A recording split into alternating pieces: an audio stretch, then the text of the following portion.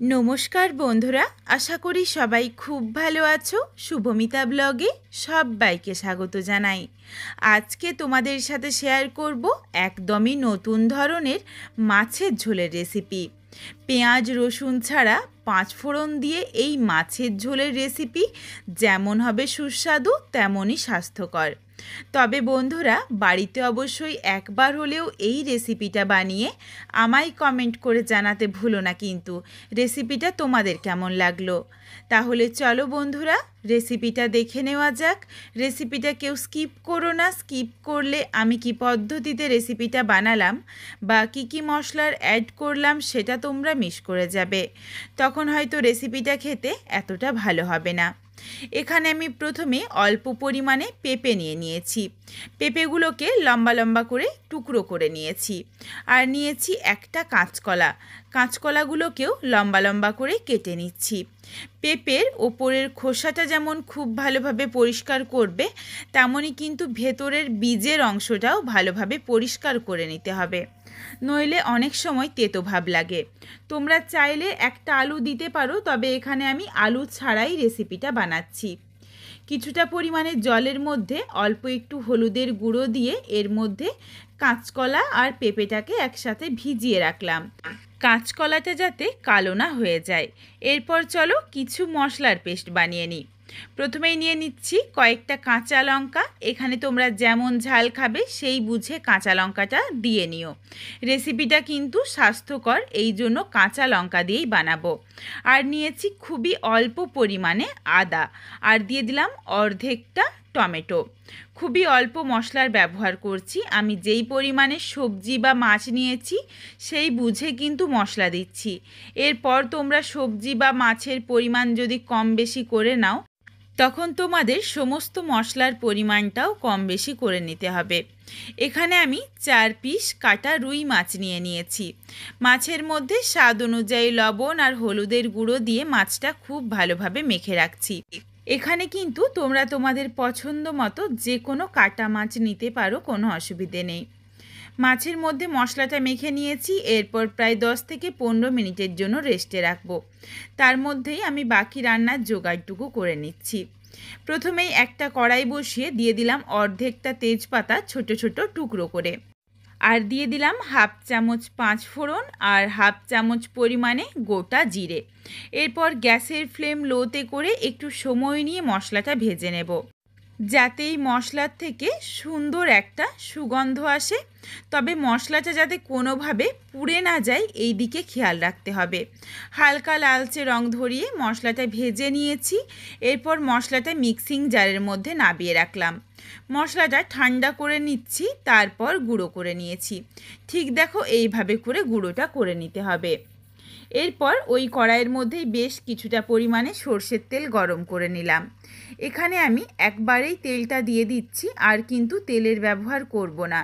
এই তেলেই মাছ ভাজা বা রান্না পুরোটাই হয়ে যাবে। তেলটা খুব ভালোভাবে একদম ধোঁয়া ওঠা গরম করেছিলাম। তারপর একে একে মাছগুলো দিয়ে দিয়েছি। এক পিঠটা লালচে রং ধরিয়ে ভাজা হয়ে গেলে অপর পিঠটা উল্টে নিচ্ছি। উল্টে পাল্টে মাছগুলো কিন্তু বেশ লাল লাল করে একটু কড়া করে ভেজে নিতে হবে। মাছগুলো ভেজে তুলে রাখলাম। কড়াইয়ের মধ্যে দেখো বেশ কিছুটা সর্ষের তেল রয়েছে। তেলের মধ্যে ফোড়নে দিচ্ছি অল্প পরিমাণে 5 ফোড়ন। ফোড়নটা ভাজা হয়ে গেছে। এরপর দিয়ে দিলাম কেটে রাখা পেঁপে আর কাঁচকলা। এর সাথে স্বাদ অনুযায়ী লবণ দেব, আর নাড়াচাড়া করে ঢাকা চাপা দিয়ে একটু সময় নিয়ে পেঁপে আলুটা ভেজে নিচ্ছি, যাতে পেঁপে আলুর থেকে যেটুকু জল বেরোবে সেই জলটা শুকিয়ে যায় আর হালকা একটা লালচে রং ধরে যায়। লবণটা অ্যাড করলাম। এরপর ভালোভাবে নাড়াচাড়া করে মিশিয়ে ঢাকা চাপা দিয়ে কিছুক্ষণ হালকা করে ভেজে নিয়ে ফেরত আসছি। তবে পেঁপে আর কাঁচকলা ভাজার সময় এই দিকে খেয়াল রাখতে হবে যাতে একদম গলে বা একদম নরম হয়ে না যায়। সেই ক্ষেত্রে কিন্তু কাঁচকলা আর পেঁপেগুলো রান্না করতে করতেই একদম গলে যাবে, সেই ক্ষেত্রেও কিন্তু খেতে ভালো লাগবে না। শুধুমাত্র জলটা শুকিয়ে একটু লালচে রং ধরিয়ে ভেজে নিয়েছি। প্রায় 40-50% মতো সেদ্ধ হয়েছে। বেশ দেখো লাল লাল করে ভাজা হয়ে গেছে। এরপর এর সাথে দিয়ে দিলাম বেটে রাখা মশলার পেস্ট। মশলাটা দিয়ে নাড়াচাড়া করে কষিয়ে নিচ্ছি, যাতে এই কাঁচকলা আলুর স্বাদটা আরও ভালো হয়। এখানে আমি আলুর ব্যবহার করিনি, তবে তোমরা চাইলে আলুটা দিতে পারো, কোনো অসুবিধে নেই। এরপর দিয়ে দিলাম পরিমাণ অনুযায়ী হলুদের গুঁড়ো। হলুদের গুঁড়ো দিয়ে নাড়াচাড়া করে ভালোভাবে মিশিয়ে নিচ্ছি আর মশলার সাথে একটু ভালোভাবে কষিয়ে নিচ্ছি। তবে অবশ্যই গ্যাসের ফ্লেম লোতে করে মশলাটা কষিয়ে নিচ্ছি। এখানে কিন্তু হলুদের গুঁড়ো ছাড়া আর অন্য কিচ্ছু গুঁড়ো মশলা দেওয়ার দরকার নেই। এই ভাজা মশলারই সুন্দর একটা গন্ধ আসে, এতেই কিন্তু সবচেয়ে ভালো লাগে এই ঝোলটা। কিছুক্ষণ সময় নিয়ে মশলাটা কষিয়ে নিয়েছি। এরপর যেই ভেজে গুঁড়ো করে রাখা মশলাটা ছিল তার অর্ধেকটা মশলা দিয়ে নাড়াচাড়া করে মিশিয়ে নিলাম। বাকি মশলাটা রেখে দিলাম, ওটা আমি পরে ব্যবহার করব। এরপর দিয়ে দিলাম বেশ কিছুটা পরিমাণে জল দিয়ে নাড়াচাড়া করে মিশিয়ে নিচ্ছি আর ঝোলটা ফুটে যাওয়া অবধি অপেক্ষা করব। ঝোলটা দেখো সুন্দরভাবে ফুটতে শুরু করেছে। এরপর ঢাকনা দিয়ে বেশ কিছুক্ষণ সময় নিয়ে ঢেকে রাখছি, যাতে পেঁপে আর কাঁচকলাটা সুন্দরভাবে সুসেদ্ধ হয়ে যায়। কিছুক্ষণ ঢাকনা দিয়ে ঢেকে রেখেছিলাম, দেখো সুন্দরভাবে পেঁপে আর কাঁচকলা কিন্তু সেদ্ধ হয়ে গেছে।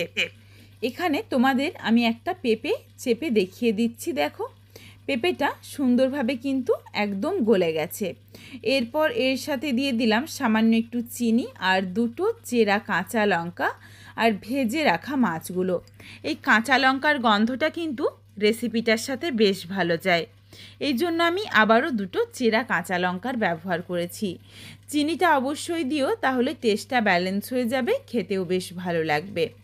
কিছুক্ষণ মাছগুলো দেওয়ার পর প্রায় মিনিট 3-4 সময় নিয়ে ঢাকা চাপা দিয়ে ফুটিয়ে নিয়েছি।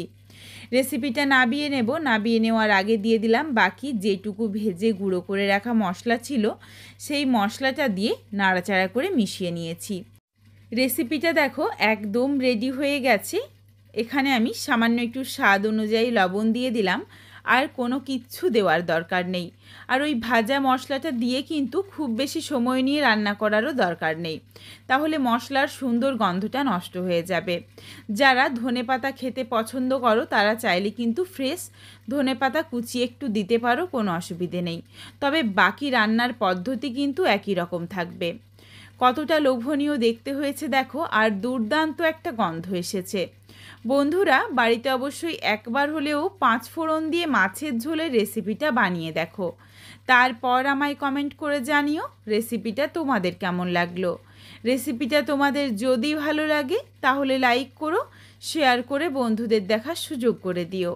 তোমরা যদি আরও এই ধরনের নিত্য নতুন ঘরোয়া রেসিপি পেতে চাও তাহলে অবশ্যই আমার চ্যানেলটিকে সাবস্ক্রাইব করে পাশে থাকা বেলটি অন করে অল নোটিফিকেশান অন করে দিও, যাতে আমার প্রত্যেকটা রেসিপির নোটিফিকেশান সববার প্রথমে তোমাদের কাছে পৌঁছে যায়। আবারও খুব শীঘ্রই হাজির হচ্ছি নতুন কোনো এক ঘরোয়া রেসিপি নিয়ে। পরবর্তী রেসিপি দেখার আমন্ত্রণ রইল। পুরো ভিডিওটা দেখার জন্য অনেক অনেক ধন্যবাদ। তাহলে আজকে আসি, সবাই ভালো থেকো, সুস্থ থেকো। শীঘ্রই দেখা হচ্ছে কিন্তু নতুন কোনো এক ঘরোয়া রেসিপির সাথে।